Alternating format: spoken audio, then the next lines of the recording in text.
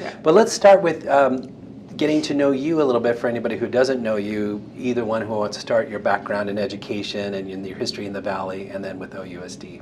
Yeah. You want me to start? Yeah, go ahead, Dr. So my family moved us here to the Valley when I was 5, and mostly lived in Oakview. So I went to Oakview Elementary at some point, and then went to Miramani starting in 5th grade.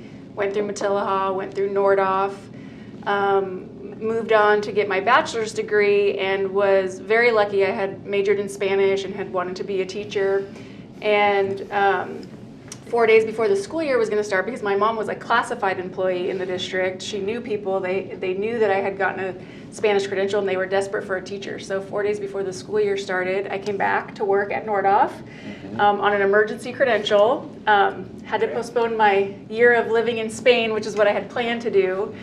So started teaching at 22 at Nordoff and taught there for a period of 5 years. I did take 1 year off to go live in Spain, which was great.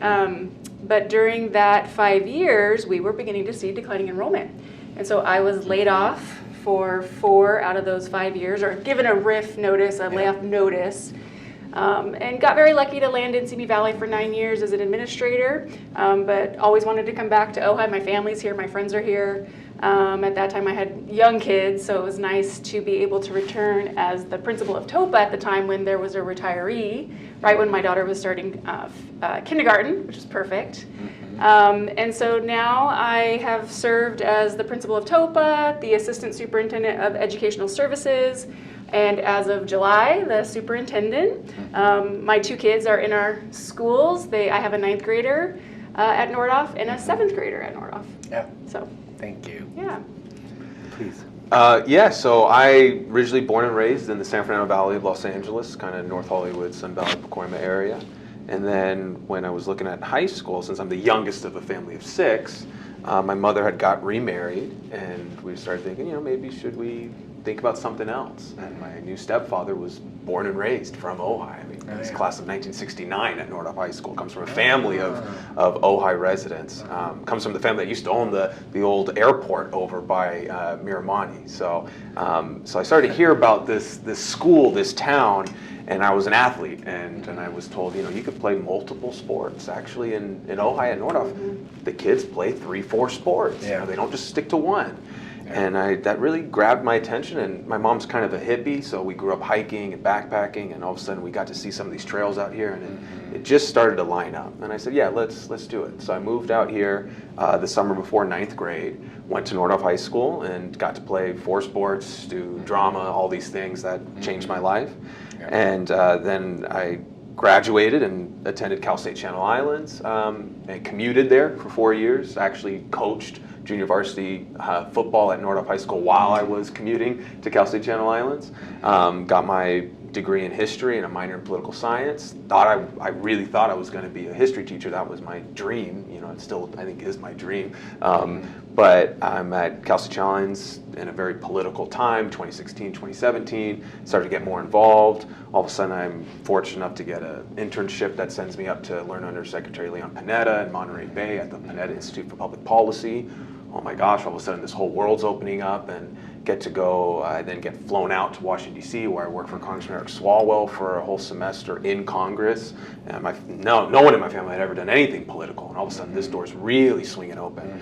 Come back, get involved in student government. I served as a student government president my last year, and then I graduate, and now deciding, do I go down this teaching path I always wanted to do, or is there something here where I can learn policy and learn how to change the world around me for a better place?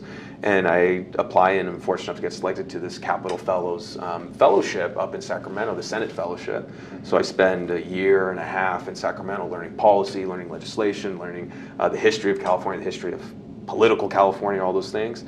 Pandemic hits, and I miss home, and I want to come back to Ojai. And the local county supervisor then ran for the assembly, and I said, I got to work for this guy.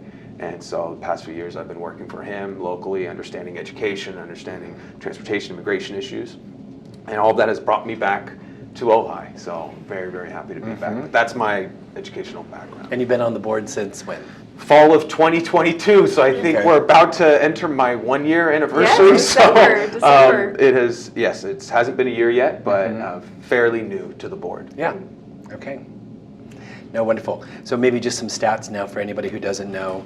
The number of students that you serve, the number of employees, and then anything, the annual budget, and as you mentioned a second ago, any comparison to, let's say, starting from 2000 on, just so people understand that, the change in enrollment. The change in enrollment, yeah. Yeah. So we currently have about 2,100, a little under 2,100 students in the district in our TK through 12th grade programs.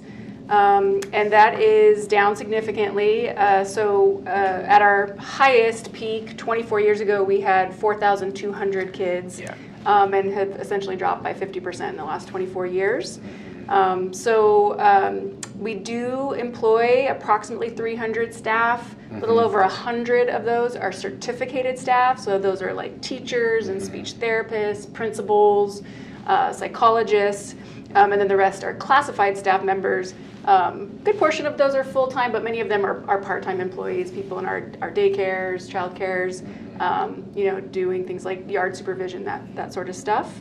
And I think you wanted to know a little bit about the annual budget. Or maybe more pointedly, where the money comes from for somebody who doesn't understand how that works. Yeah, that's a really difficult concept to understand. In the broad strokes, of course. So the biggest part of our funding is from the LCFF, Local Control Funding Formula. And that is fairly complicated to understand, but we get currently about $26 million annually from that pot of funds. The way it's calculated is for every single student that we serve, we get a set amount of money for the year, and let's just say it's somewhere around $10,000. But it's not just that they're enrolled and attending, they have to actually attend every day if we are going to get every dollar. So there's a multiplier based on our attendance. So if we have low attendance rates and we're only coming in at 92%, for example, 95% is pretty common and what we kind of aim for. But if we drop and we have lower attendance throughout the year, then we are going to get less funding. So it's the enrollment plus the attendance. Then on top of that, California does a really good job of funding schools when you have what I'll call sort of needy populations, right? Statistically, we know that some students are going to be needing more resources to be well educated. So we're talking about our low socioeconomic students, our English learners, our homeless and foster youth. And so for those students, in the funding formula, you get what's called supplemental funds. So you get an extra, I don't know what it is this year, but let's call it an extra maybe $2,000 per kid on top of that $10,000. Does that pay the extra cost of serving that kid? Or is it more than you need or less than you need for that? That's a great question. I'll put it to you this way. I think the base funding is the real problem. I don't think that California is properly funding the entirety of our programming. And I did see a report one time, and I liked the way they did it. They sort of graded the states comparatively speaking. And what they said is California gets an A for equity funding. Like they do a good job of realizing that some groups are need more resources to be well educated, but what they get it wrong, they get a D in base funding. They're really not properly funding. So a private school in Ojai gets on average what, 30? Could be. It depends. It Depends on the grade in the school, but Well, let's in say rough high numbers. school, 20,000 a year. High school student. 20. So you're getting Non-boarding. half of what a private school is getting. Yeah. And the decline in the student population over this last 10-year period, how does that compare with the population of the town? So it is almost perfectly in relationship to how the population of people 5 to 19 years of age. So that has been reducing in our town. Yep. And that is pretty statistically aligned to our Okay. drop in So it's enrollment. not that more are going to private schools. No. It's No. that the population from which we draw has declined. So to answer your question though, we have lots of legalities around offering the correct programs and supports to kids. So what you'll find is the way you always have to balance the budget. You have to find a way to stay in the black. So the way you end up doing that is by not properly increasing wages of your employees, right? So in order to keep up with the demands of what the students need and what programs we are required to provide, given the funding that we have, is then in turn it means things like our teachers only get 3% raises when around the county other teachers might get 8% raises or things of that nature. And now, of course, we are, amongst the lowest paid. Now, there are other school districts in California that if you take the outcome, the metrics of testing, which I know are controversial, but if you take those as an indicator, they mean something, I guess. Yeah, I would think they mean something. There are school districts who have the same funding that get much better scores than we do. We're in a lower percentile. Is that because of the population we're serving? Or does that indicate a performance issue? Question. Yeah. So if you look at the scores, you are almost always going to find that it follows the demographics, right? So, if you look at some of our districts in our county who only serve, let's say, 10% needy populations, and they have 90% who are not, you're going to find that they have the highest test scores, always. Yeah.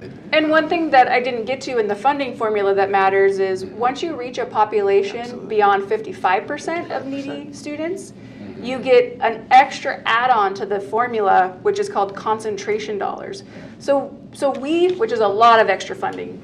So what we fall into is this zone where we have a pretty significant needy population, around 40%, but we don't get into that third bracket of having additional dollars for funding. 40% needy population? Yeah. Within, wow. So we're Within our in that. So we're in that space where you have need, right? We call them unduplicated students, right? We have this need that we need to serve, and that is, frankly, the beauty of public education. It's a radical dream. Is anyone in your community is absolutely entitled to a state-of-the-art education, no matter what their need is, no matter what their disability is, no matter however they come to your school district, they deserve an education. That's the beautiful part of the radical dream. But the difficulty is if you have to hit a certain mark to get that extra funding in and you're not there yet, you're still serving, right? You still have those legal obligations, like Dr. Knox said, but you're not getting that extra cushion, that extra bump. And then when we talk about special education, we hear consistently, that's all federally funded. But you talk to any local school district, they go, well, the federal government hasn't really stepped up there. And so that's another thing that school districts often have to subsidize out of their other funding. So it's really trying to move all of this. I thought entering the school board, it would be quite simple as, oh, it's all here, and now we get to decide and push the 10 things we want to fund. And now I've come to realize, oh my gosh, it's almost like there are 20 incredible things, but you can only fund eight of them, or try to be creative in how you do it. Yeah. And it's a challenge. Can I just say, your point, maybe if I misunderstood, or maybe I'm trying to understand more clearly, more money doesn't necessarily mean better performance. So in other words, you're trying to bring up the point, here's a similarly funded school that might have higher test scores. What's the cause of that? Is that what you're asking? Yes, the root of my question is are there things that we could do differently that would be more effective than they are presently at educating kids? And one way of looking at that is just look at the variation across school districts and then normalize for the proportion of kids that are needy. Take that out, statistically you can do that, and then see what it looks like. That's what I'm wondering. I mean, my sense is that there probably is a lot of variation across school districts. I have grandkids in a school district in the Bay Area where the parents donate very significant amounts of money. It's Silicon Valley, and those kids are all going to great schools, and they get fabulous scores, and they're doing really, really well. Now, that's not a performance issue, that's just more money. And it's a lot more money. Actually, though, statistically, what it comes down to is the whether or not the family falls into low socioeconomic or not. So the fact that they don't gives them a higher step up, and it's the parent education level. So what you're talking about is a school that, while it has more funding, What you're not seeing is that when those kids go home every day, they are surrounded by highly educated families, neighbors, and they're hearing rich language. They're having So could we intelligent replicate that without could we have the community That's a great question. provide that for That's what you're trying to do with any amount of extra additional funding Sure. and programming. You're trying to make up for what the students volunteer. don't have I can access get you to. 50 people to volunteer to do that. We'll do it in this building. Well, and Dr. Knox highlights it too. The governor and a lot of it's coming out of the state. We call it ELOP funding, right? Yeah. Extending learning opportunities. We do have that. Right? And so these ideas that you can help supplement, and I think it highlights an interesting landscape of the Ojai Valley. I'm coming in from Los Angeles. That's my where I grew up. And the portrayal of Ojai as being this very, we talked about it before we started the interview, this very affluent, highly educated community is definitely accurate in a lot of our pockets. But I was quite astonished of the diversity that we have in our valley when I moved here. And what we also see, frankly, is a lot of the income inequality really starts to permeate our community, and all of a sudden we have a very, I would even argue honestly, a quite segregated community where we have families that have serious needs and need a lot of assistance who don't have a lot, and they are entitled to a public education, so they go to our schools, which is beautiful. And then you have families that either have a lot of resources that either don't send their kids to our public school, but we see the demographics from the private schools. It's not so much that we're losing them to the private schools. The private schools are doing things also to try to bump up their enrollment, which demonstrate that they need students as well. Yeah. But I think what you also see is a retiring community, an aging community, a community where these folks maybe don't have kids that are in our public school system, or even kids of that age. Yeah. So you're starting to, I think, see a community, and we can talk, and that can bleed into housing, it can bleed into transportation, it can bleed into climate change. But you're starting to see Ojai, I think, in a moment where it has some really serious conversations of how it wants to move and project itself in the next 10, 20 years to try to hopefully address that disparity, that income inequality, and frankly, that education inequality that we see, or just the time that working class people have to spend to survive in a community that is getting more and more expensive. Yeah. Where I joked to you earlier, it's almost it's a joke when you see someone you went to high school with still here, going, wow, you're still here. You still found a way to stay here, because it's so hard to stay here. So is there a way to try to address all of that disparity? To me, it's a multifaceted problem. Part of it is there's not enough affordable housing in the valley for people to live here that work here. Second part of that, there aren't enough high-paying jobs, and the data that we've tried to look at is that the professional jobs have declined and the service industry jobs have increased. Absolutely. So that we've seen that trend over time. And then we look at that and look at this declining enrollment doesn't have a single cause, and it's been happening now for more than 2 decades. So we know it's not a particular administrator or something like that. This is happening over time, and the median age going up. So when you say this is what Ojai is facing, that's the way I phrase it is, if we do nothing, if we don't intervene in some way, Sherrill's heard me say this, we're going to see declining public school enrollment continue, and we'll see the median age go up. If we do nothing, those two things will just continue. So this project, like we're going to possibly see here across the street, the Cabrillo Vistas, is an effort to try to help solve one of those things. Right? So it'll be part of a large mix of a solution. That's just one aspect. Yeah. No, absolutely. And I think we see it in Ojai because it's such a small community. We see it front and center, but these are challenges that communities up and down the state, up and down our county are experiencing. Ojai is not the only school district that's battling income inequality or that stagnation of low income pay or compensation or working class compensation, Tom, to your point, and we're not the only district that's battling those challenges. Sure. But the reality is working class families cannot survive in Ojai. Yeah. If you can, good luck, and if you can, it's almost like so glad to have you here. Yeah. But working class families are struggling, and those are who attend our public schools. That's who our public schools are built for. They're built for everyone. They can house everyone. But that's really, our population that I'm so excited to serve. Right. And it's just getting harder and harder and harder, and housing is a big, big challenge today. There is an ethic, I think, in Ojai of value for education, and even to the point that there are wealthy people who intentionally send their kids to public schools. Absolutely. They feel like that's a way of supporting the public school thing, and they should do that.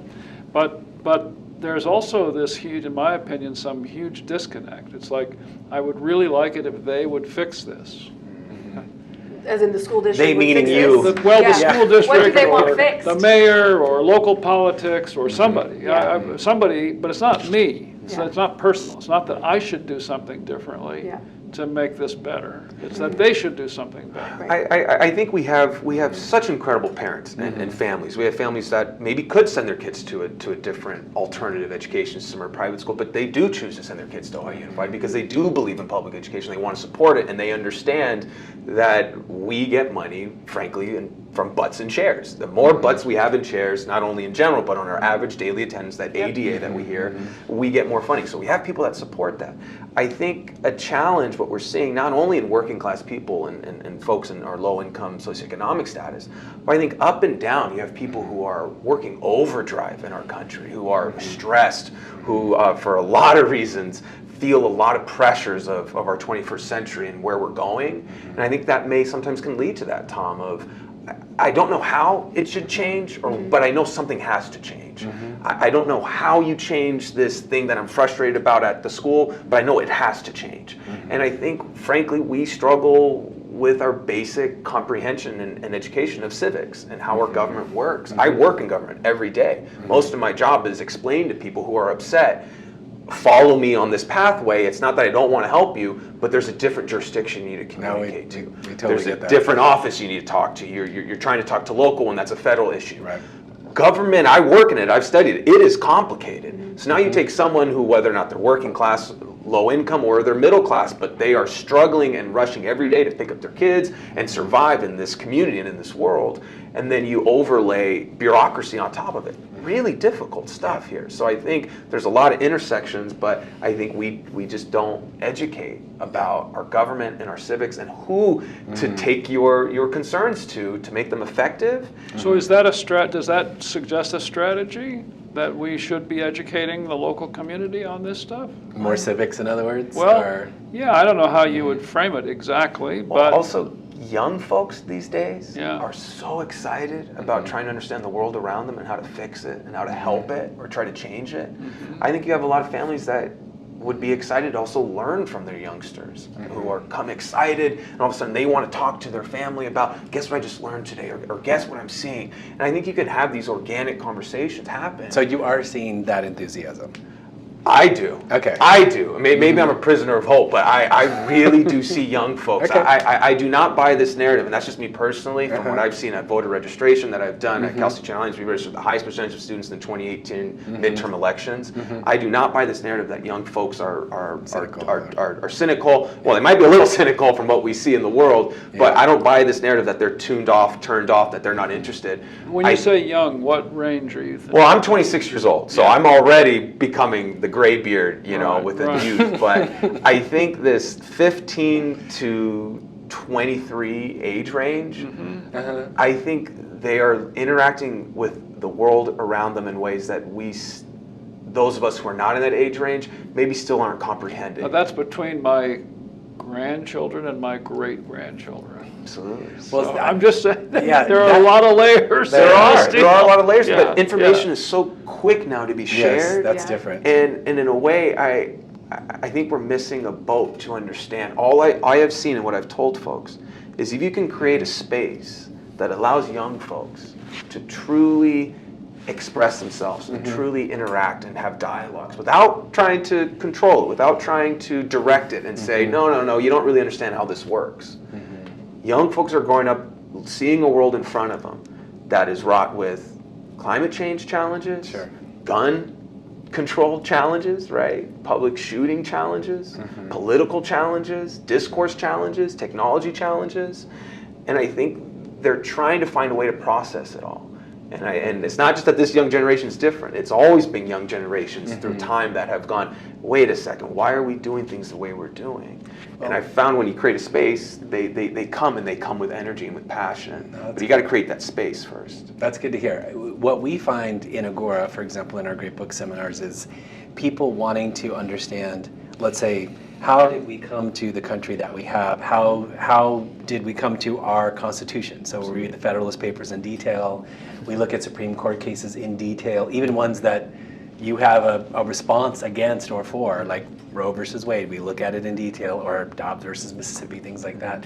But it takes time to do that. That's what we find, though, is we will spend hours and hours talking in the way we're talking right now with this text in front of us. And what I'm noticing is that even something as more benign like, why can't the water go into the lake right away? And that's a kind of a question. As soon as it starts raining, people get really upset. Why isn't the water going in? And with some education, you could see there's a protocol. Here's how it works. It comes from the Bureau of Reclamation. It's all set. And we even interviewed Richard Hages, the board president, to help with that problem. But it takes time to do that. And there are some legitimate things that could be done better. Of course. That would allow more water to go That's into fine. the lake. No, the point I'm trying to get at is maybe two. One is there are things worth improving or even worth, arguing about or pressing, but let's press the things that are worth pressing, not what is moot or out of our control. But then the second part is the kind of, I think what I'm seeing more, not in young people, but I'm encouraged by what you're saying, is not a cynicism, but a quickness just to become mad and not wanting to spend the time to understand how does the issue work. So in local politics, I mostly see, like on Facebook, people just generally would not like to read the document. They'd rather just be mad. And that's what I'm seeing more of. So that's discouraging a little. I think it's frankly very discouraging. Mm-hmm. What does it do to our democracies, right? To our governments? The beauty, the dream of a democracy is an idea that the public or a public institution can help fill gaps in lives that maybe we wouldn't be able to do just individually. But institutions are slow, and government is slow, and it's slow sometimes intentionally to make sure you build critical mass and you build support and you organize and you get majorities.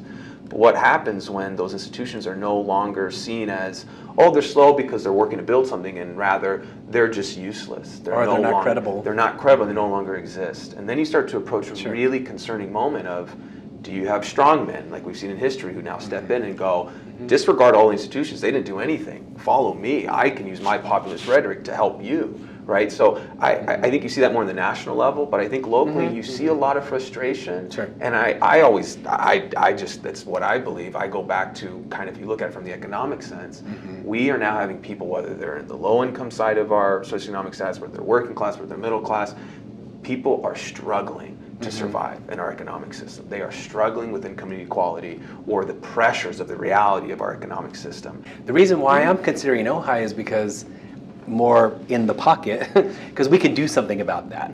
We're supple and small enough that we can build more affordable housing if we have the political will. I'm not sure I could take care of what's happening in Sacramento or Washington, D.C., but here we could do something.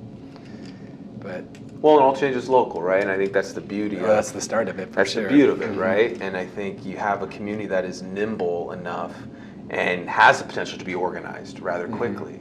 And so I think you can build certain things. So I know there's some stuff we probably want to talk to as well about housing and workforce housing as well, some things that we're kind of looking at. I think it's important not to indoctrinate kids in public education. That is not to make unstated assumptions about how things work and then teach them those assumptions so that they come away with in this case, a left point of view. Okay. And I got some of that when I was in school. I had a sociology teacher who taught Marxist theory, and I didn't know it was Marxist, and he didn't tell me it was Marxist. He just told me that the means of production was really an important piece of the puzzle, and that without connection to the means of production, people got alien. And I bought that. I still do. I think that point really works. Alienation. Yes, alienation. And oppression. Alienation and isolation. And isolation. Yes. But he didn't tell me that that's Marxist. He didn't tell me that there's also an Adam Smith way of looking at it. He didn't tell me that. He didn't point out that this was one side of the equation and legitimate in its own right, maybe even better than anything else. But there's another side of that same equation, which one would like to be aware of. And then you got to struggle with, well, Is there something in between, or which one is better, and so on? But that's the process of getting educated Okay. versus being indoctrinated. Okay. And that's the concern that I have about public education, that we not indoctrinate kids. I think you- that about gender. I think that about social issues. I think all that stuff should be approached very carefully without indoctrination. Could you, I totally understand everything that you're saying. Is there a reason that public education has more of a sort of stigmatism to have an indoctrination issue than private schools? Yeah, because it's public. Okay. So if it's a private school and I have a political point of view and I run this school and I put up the money and it's private, then it's my choice. I can do whatever I want. I can teach them, anything I want to. Right. But if it's public, I think you have an ethical obligation to represent the points of view that are out there. Right. Not pick one and then Right. tell them this is how it is, but represent the whole. I couldn't agree more with what you're saying, and certainly from the leadership, we try really hard to help our staff understand that is our job, to give multiple points of view as you're looking at data. But I think that there's always a little bit of hidden curriculum because there's always a human being behind that teaching, right? And we all fall into that trap, right? Because we all have to question ourselves, right? Why am I thinking this way? How did I get that information? Is it for sure the truthful information? Where else do I need to look to challenge that belief? And so my point is, I think it happens a little bit everywhere without people always knowing they're doing it. Oh, I think so too. Yeah, I think so but we all have too. to be cognizant of it. Well, And certainly from a standards perspective, we encourage as part of our written curriculum that we sort of demand that multiple points of view are looked at. I was just going to say, we did a series on American history. This is all adults. And we spent literally a year and a half every Wednesday night, starting from the pre-colonial time, leading to the modern time. And we read 3 historians in addition to founding documents. And the reason for that was more or less left, right, and center. Yeah. And you realize, okay, if you really want to try to get a take. Now, this is us doing it in our leisure with a group of people who are paying money to be there. And it'd be very difficult in a school to represent so many points of view when you have such a slate of things to do. But it seems to me that's part of the issue that we would be thinking about curriculum-wise, or what it means to be educated is. Well, that was quite interesting because the differences between the left and the right versions of history were remarkable. They were. Yeah. Oh, for sure. Absolutely. I mean, a historian, the same information. Well, and I studied history in college, right? And so you learn about the shift from empirical history, the idea that, nope, what happened is what happened, and we abandoned that. It's in the archive, and if it's in the archive, that is what it is, and get used to it. Yeah. So now more conversations about representation. What about the folks that we now know were there, but power exists through the archive? The archive wasn't created in this unknown, untouched place. It was power permeates through it, right? Power permeates it. So what do you do about stories that either were disregarded or not included completely, or those records are overlooked, right? So the focus that I think, we have incredible educators at the district who are trained and spend years of their life to take on a job that, let's be honest here, they know won't compensate as well as probably any other job that they could do, but they do it because it's noble work, and they do it because it changes the next generation. They do incredible work, and the focus of the district, of a public school district, is, I believe, to prepare the next generation of youth for the new world, for the 21st century world, a world that is constantly changing, constantly different. And that means these conversations that oftentimes can be uncomfortable and may clash, but trying to navigate those spaces gracefully and skillfully, and maybe not in an indoctrinating way, absolutely, but also in a way that provides more space and more air and more representation to areas that have historically been overlooked. I think those are the beautiful conversations that when you see some of the students we have, I've been able to be in on some of those clubs that talk about that. It is beautiful where their minds already are at. That's why I completely reject the idea that young kids aren't interested. I think they're interested in a way that many of us are still trying to understand what's pushing them and what they're interested in. But I think it's because they're preparing for a world in front of them that is vastly different than the world that so many of us post-World War II have come accustomed to. I think that the skill you're talking about in the teachers, I'm not talking about any particular teacher, it takes more skill than I often see in a classroom to really say, oh, right, let's look at something like, oh, we're going to look at the Equal Rights Amendment, how that was presented, and we're going to look at the people who were for and against it and read their documents and read that writing and then have a serious conversation about it. I mean, I'm not sitting in high school class every day, but I've not seen that many teachers do that really, really well. But I hope I'm wrong. I think one of the things that happened just recently in California is there is a new history, specifically history. There's a new history framework that demands looking at multiple perspectives. That's great. So a lot of the new curriculum has excerpts from different points of view on different topics. So it's becoming embedded because now it's part of the framework. Yeah, that's good. Is it balanced? Do you think it's balanced? I don't think you can ever truly get to a balance. Well, I think there's also who's balanced? Who's Right. balanced? Who sees it balanced? I think it's definitely more there's an assumption diverse there than of it ever has been. What's balanced, right? Yeah. I think that's a deeper question. Well, and you think you got balance, and then out comes a group who is advocating for themselves to be, placed in the mix. So we have to be willing and able to evolve, I think, as we have advocacy coming forward and saying, well, what about this point of view? You're not looking at that. And I think especially in our community, we have to be especially sensitive to the perspectives of the people that are in our community and making sure that we're representing that that point of view also. I guess to me, when I was just looking at the 2023, the scores that had just been published, and I was looking at the amount of students that are not meeting the standards, and then in the Hispanic population, it was like 70-something%, if I saw the number correctly. So it seems to me we've got some pretty serious issues in addition to what you're talking about, but I would start, the basics aren't being met first. That seems clear to me. Yeah. Did I get those numbers right or wrong? Go ahead. Sorry. Yeah. What do you define as the basics? Well, I'm just saying on the language arts and the math standardized tests, just the number of students that are not meeting the standard, that needs to improve. I think everybody agrees with that. So I would say that's a good start.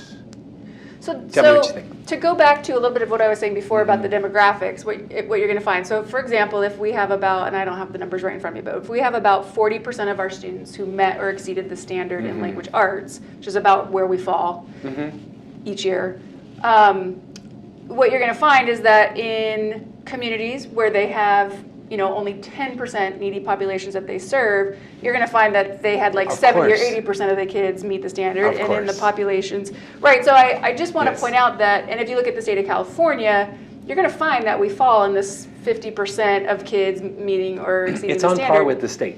Right. Yes. So, but I also want to point something else out, because we don't just track meets or exceeded. We also track the bottom two layers under that, which are did not meet and nearly met. I saw that. And we're looking at the groups and how they're moving up, and are we making progress and growth? And so, meets and exceeded are not the only measures to determine if we're making good progress with kids, no, it's fair. moving. And I have to say, if you have not looked at the practice test for the SBAC, it is an extremely rigorous test. I mean, even third graders have to be able to read a passage or two, and then identify and relate to the text in their response. I mean, it is really truly a challenging test. So what I like the best about it is it has, even though it can really ding us because everybody is like, oh, you're not enough kids are meeting or exceeding the standard. We are pushing kids hard to meet a very rigorous high level, and that's what you want. You want to set the bar high. The worst thing you can do is set the bar low and go, okay, we're meeting it, it's great. So the bar is set really high, and we're pushing forward. And I'll say what just excites me, right, is this past year, many people will know we really struggled with finances and fiscal solvency, right? I mean, we were this close to going bankrupt. And that work's not done yet. We're still working. We have a great new chief business officer, so we're being vigilant on that. But as we have seemed to stabilize, now we can really focus on the academic programming. And I can just tell you as a board member, I am so excited to have Dr. Knox, whose background is in academic programming and education services, now leading this district, because that's absolutely a concern. When you see the test scores, and it's good to get that context and those layers, but when you see the test scores, you go, oh my God, that's not the Ojai. Once again, the perception, it's not the Ojai that I would have expected. I would have expected quite the opposite. So now as we look, we identify this issue, and we say, okay, now we have a leader here whose background is in academic programming, educational, background. I think it's a really exciting moment for the next few years for Ojai Unified to see what can we do to help address that concern, rather than saying, it's not much. No, it's a concern. So that's exciting. I knew that I understand that the financial difficulty that you guys just went through. I understand that has to be put into place and corrected, and there has to be a stability before you can work on anything else. I completely get that. I don't know though. I think there's a statistic though that people don't look at enough to help sort of judge our schools academically, and that is just how many graduates leave Nordhoff getting into some of the most competitive colleges. That's a nice metric. It's a really important one, because if you're thinking that our quote unquote low test scores means that you're not going to get a stellar education, if you are entering our schools and you're one of those students who's willing to work hard and willing to be in rigorous coursework, honors classes, we have a broad course of study that we can offer you. And what we can offer you beyond some of the bigger high schools is what Atticus was saying earlier. You can be in drama, you can be in band, you can play 3 or 4 sports. This is much harder to do in big high schools where it's way more competitive and you have to specialize in one thing or the other. And so when kids are competing to get into colleges, they're able to have a wide range of things to put on their resume, not to mention a lot of advanced placement courses that they've taken to show that they are really ready, and we get kids into UCLA, UC Berkeley, all the time. The graduation rate's high. I don't think that's known. Yeah. At least among the people that I know, Yeah. I don't think that's known. I didn't know that. Yeah. I graduated with quite a few people who went to Berkeley, UCLA, Boston, without a doubt. So, and students before me went to Brown. So it's there. For decades. But I'd also say I think there's a beauty in a transformational experience rather than just transactional, right? Is our role as a school district just to pump out kids, hope that they, ace all their tests and now they're going in a very specific pathway? Or can Ojai be this place where our district can be this place where students can come in and find their path, have the resources if they want to go down a certain path? No one says you can.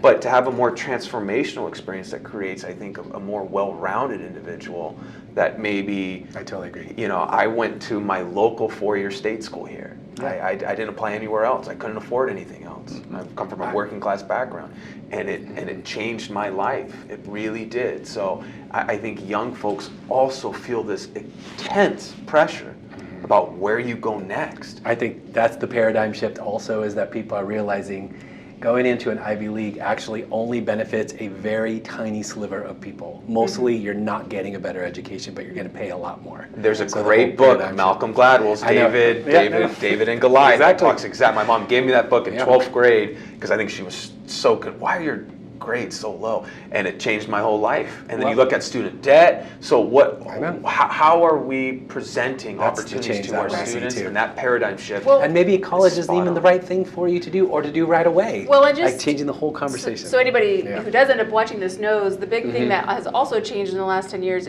are the career and technical education pathways. CTE is so exciting. For a small high school, we also have so many pathways: automotive, welding, digital media, dance, theater.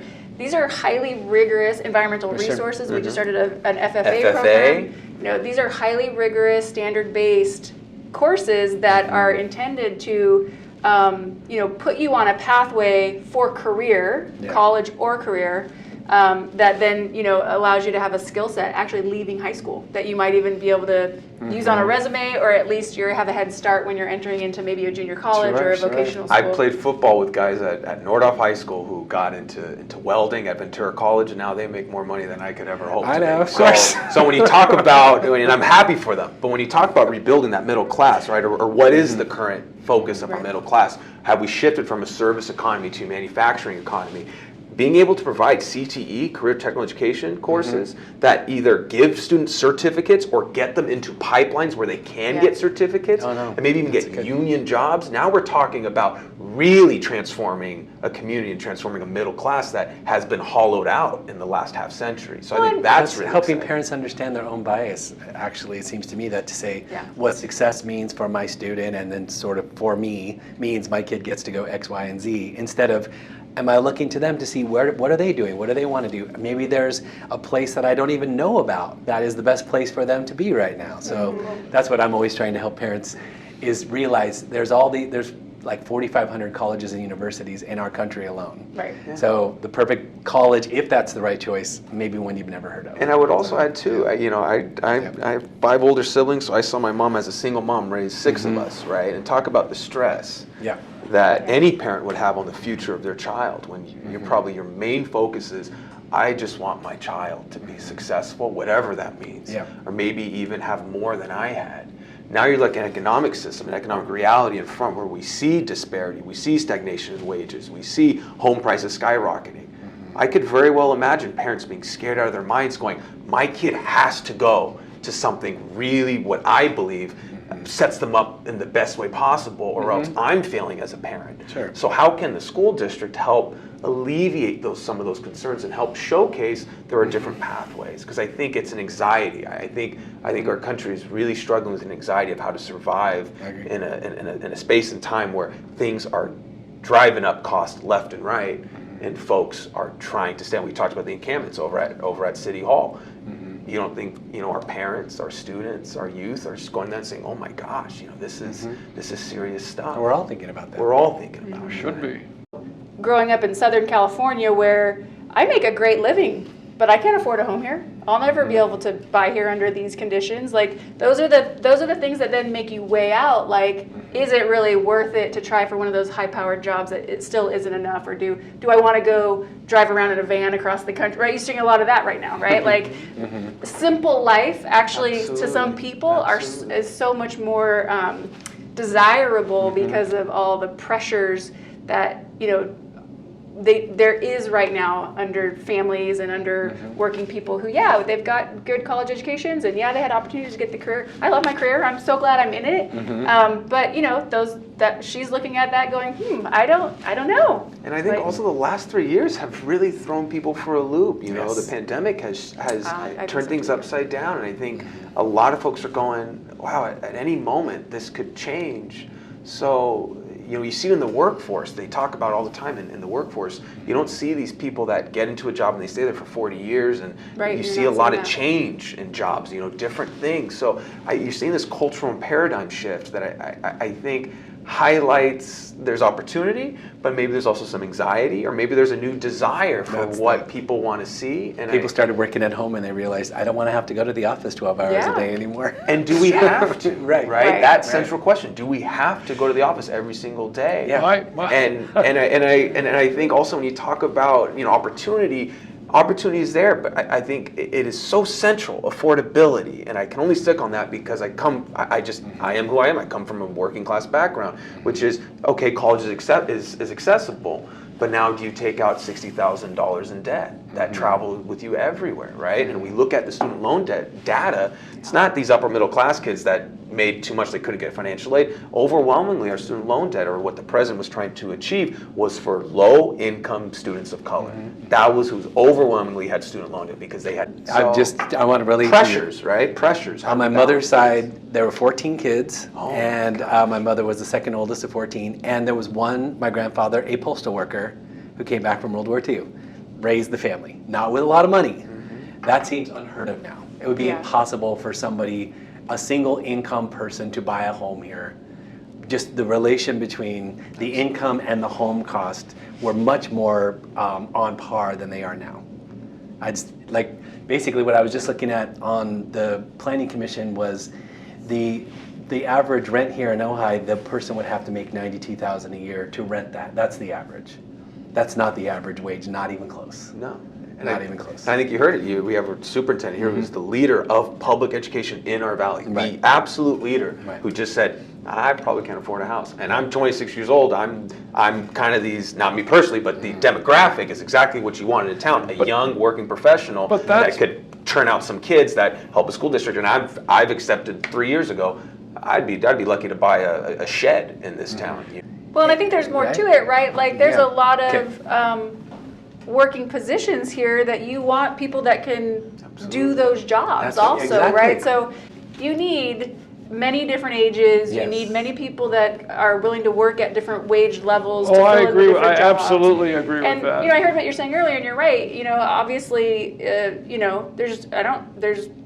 just because I grew up here doesn't mean I have a right to stay here, and that's something that people like me have to grapple with all the time. Do I move to a cheaper area up north? Do I move out of state? I have had 3 nieces in their 20s move out of state in the last year because they just don't feel like there's a future here, even though all of our family is here, right? So there's plenty of opportunity to go find more affordable places, but it does feel like this is far more than just Ojai. Like we are definitely seeing this trend in California where it is going to change the demographic, and is that what we want, right? Like if we want a bunch of one kind of people living in this area, then that's the direction we're headed. But can we change things? Yes, we can. And should we is the question. Right? And I'd add too, does Ojai continue down this path where it starts to become a really exclusive place? Already is. Well, it is, right? Where we have, I think about Monterey. Every day you see hundreds, if not thousands of workers drive from Salinas into Monterey. They work there. They provide a service to Monterey. Monterey's tourist economy. Monterey's tourist economy could not exist without those people. They cannot live there. They are not accessible to live there. Santa Barbara is the same thing. You have folks driving down from San Marino to work in Santa Barbara. Ojai is becoming that. It is the majority of people are driving to work at the Ojai Valley Inn and Spa or to work in our district. Those are the 2 large employers, right? Is that how you want to position your town, your society, when we look at a future of climate change and emissions, right? And more car time. That is not only a reality of Ojai. VCTC, Ventura County Transportation Commission, had this number. It might have already changed, but a few years ago, 60% of all people in Ventura County do not work in the neighborhood that they live in. That came out. Santa Paula also struggles. They export more people every day to go work than they do in their own town. The Economic Development Council estimated 4,000 people come in and out of Ojai every day. So there you go. People leave here for jobs that aren't here, and people come in to work here who can't afford to live here. So you talk about adding to the stress and the anxiety of a workforce that now is spending more time in commuting. I'm from Los Angeles. I know commuting more than a lot of people. Now you add stress, anxiety, frustration. Now you're getting people who are not in the best place that they'd like to be. How do you solve that? I mean, well, I think when you look at housing too, Andy brings a good point about housing, but also a fundamental question about housing. Housing for whom? Real estate has become one of the strongest investments in our country in the last half decade. So now if you build more housing, absolutely, there's an idea that this could increase the supply that can drive down demand. Very basic economics 101. But what do you do when you take a community like Ojai that is so sought after? That maybe now folks go, I can add to my investments. I can now have 2, 3, or 4. I can add a 4th house in Ojai, which we don't have any mechanism in our economy or our society that says, no, you can't. People can purchase what they can purchase to what they can. But how do you now understand that? You say we don't have any mechanism, as if there's the choice that we could have a mechanism? Not even touching that. Just saying that people who have the means can buy what they'd like. There's a mechanism, for example. So it's a free country. I can buy. Well, but if you have a limited stock in Ojai, that is desirable, that people want to be. That question. Using this project over here as a kind of an example, there are mechanisms that are being explored to say you would go to an Ojai person first, and they would have some priority on the list. That's not buying, that's renting, but those are there. Those are in the air being worked on. State and local municipalities are looking at, can we go with local first for renting? Well, and I can tell you because I work in the state. The state is hopefully going to get more creative too in this question of housing, but housing for whom, right? And some of the education workforce housing that we're looking at, the law literally says has to be majority affordability, because what you typically find, inclusionary housing, this is inclusionary housing policy 101, which is a private landowner and a private developer say we're going to build this thing, a development, an apartment, whatever, a subdivision, condos. Typically what cities say, okay, inclusionary housing, you have to include some affordability. You have to include some affordability. What you typically find is that number's around 15%.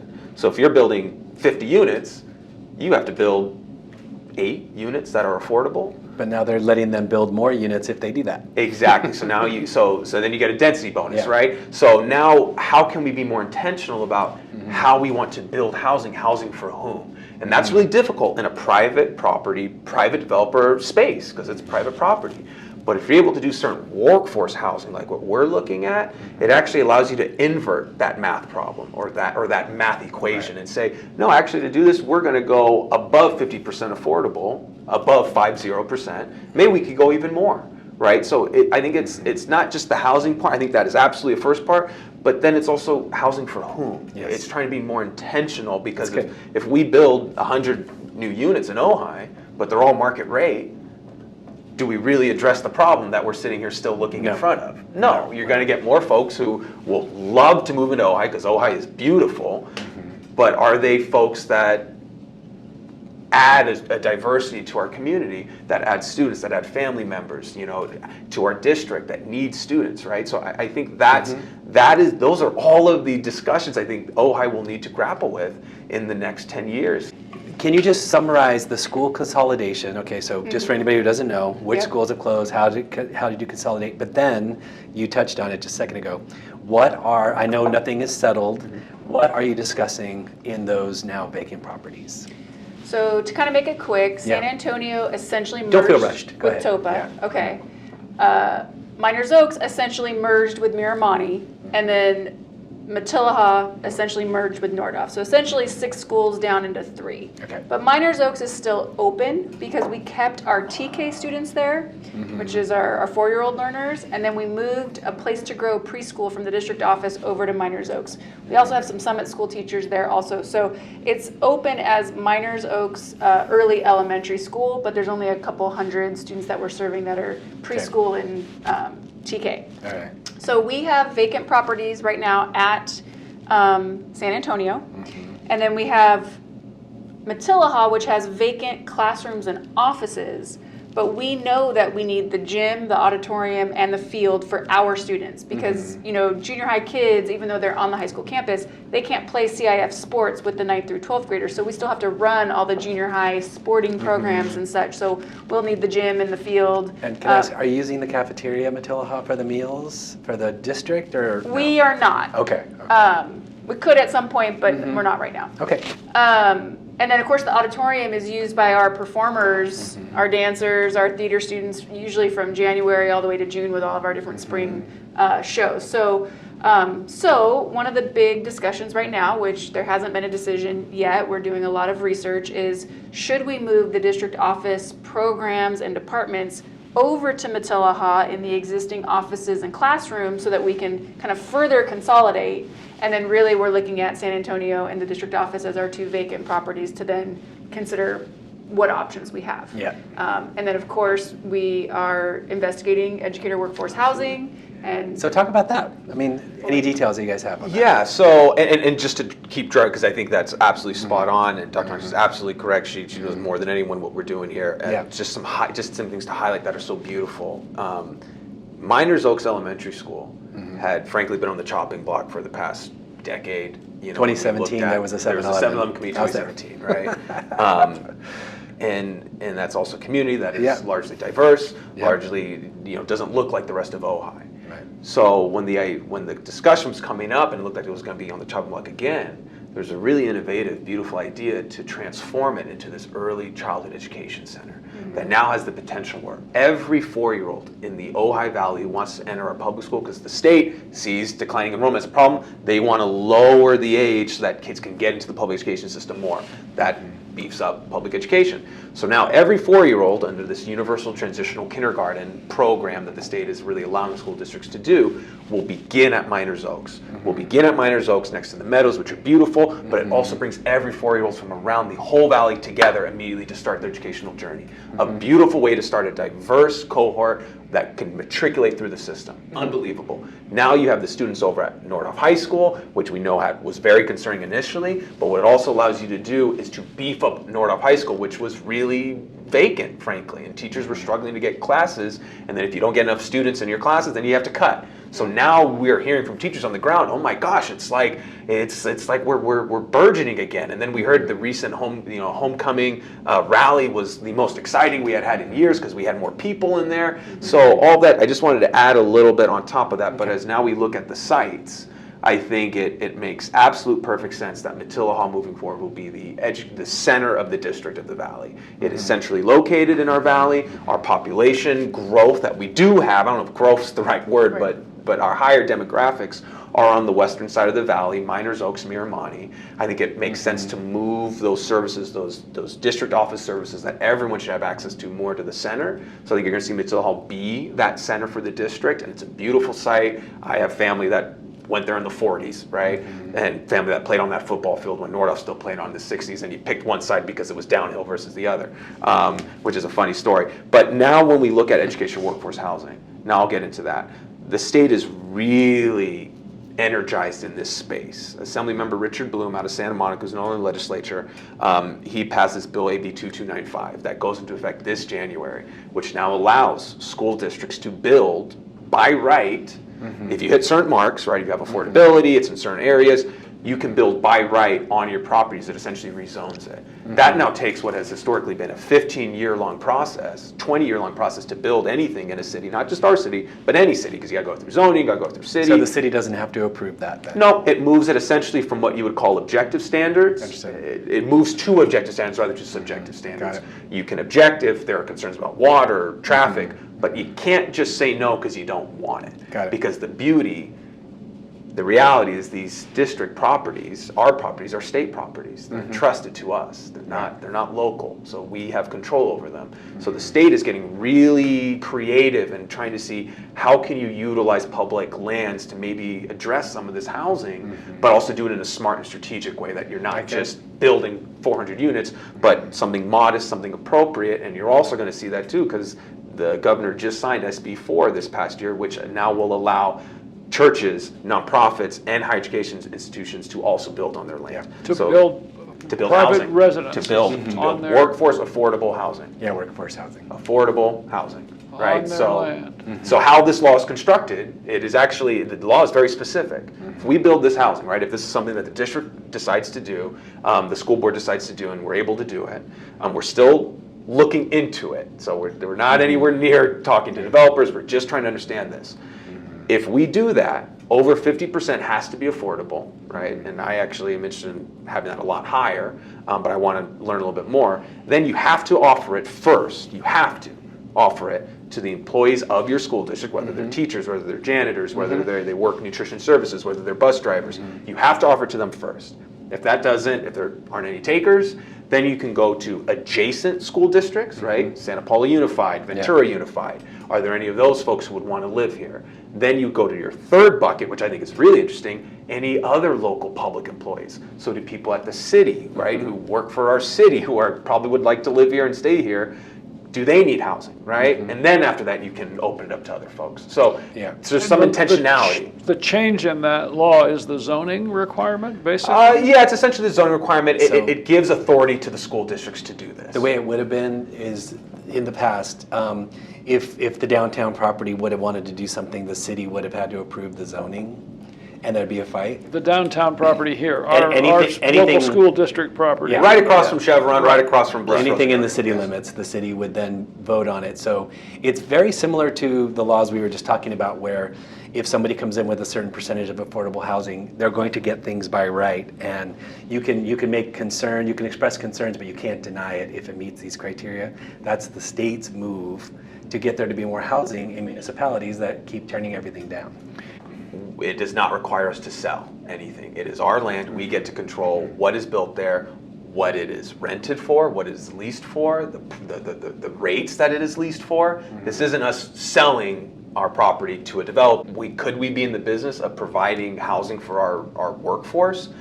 I think so, and I think you're going to see. I mean, Ventura Unified is already looking at this as well. You know, this isn't something that Ojai is the only one. Ventura Unified is looking at it. Jefferson Union High School District up in Daly City just did it in 2 years. Santa Clara Unified and Los Angeles Unified also just did it. Do you have any thought about the number of units? Anything like Great. I'm so glad you asked that question, Andy, because the recent article that came out said up to 75 units. Okay. No. It's early, so I shouldn't say no, but I think the sweet spot we're looking at is 40 to 60. Okay. 40 to 60 units in that backside of the downtown Chaparral property. Like along Aliso. Exactly, right? That's the initial thought, right? There's nothing that's been signed, there's nothing, we haven't talked to developers. What we did as a board is we passed a resolution, 5-0 was unanimous, that said, yep, we seriously want to explore this. Dr. Knox, please continue looking into this and bring us back more ideas. And then once the But what everybody objected to was a hotel. Exactly. Right there. Exactly. If somebody wants to object to teachers or janitors being able to live here who work here, I would love to see the argument. I mean, please. Well, and I was at that. They moved it to Sarasota. They had that meeting because it was so intense. They had to move it there, and I went there too. So did I. Because I opposed it. I didn't want an 8-story hotel in downtown Ojai where I live. But I was interested to see the ideas on low income and workforce housing. They were attached to it, but you couldn't get there because people, rightfully so, couldn't get past the hotel. So now I think what we've learned from that, and I wasn't on the board, but how I think we're trying to lead this is, let's be very intentional about something modest and appropriate that we think folks will support and get on board for, because it helps our community, it helps our teachers and our staff. Is there a downside?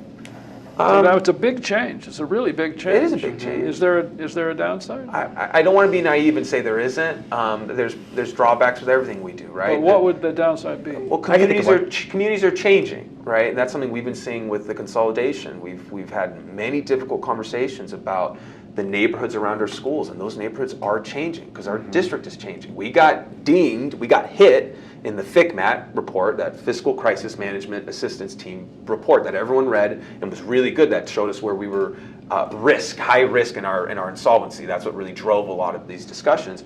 We got hit for not using our sites effectively. They said you only use 57% of your facilities at capacity. Only 57%. That's not smart. Yeah. So we got dinged on that. But so what's so hard though is the whole community stopped you guys in the past from changing anything. Right.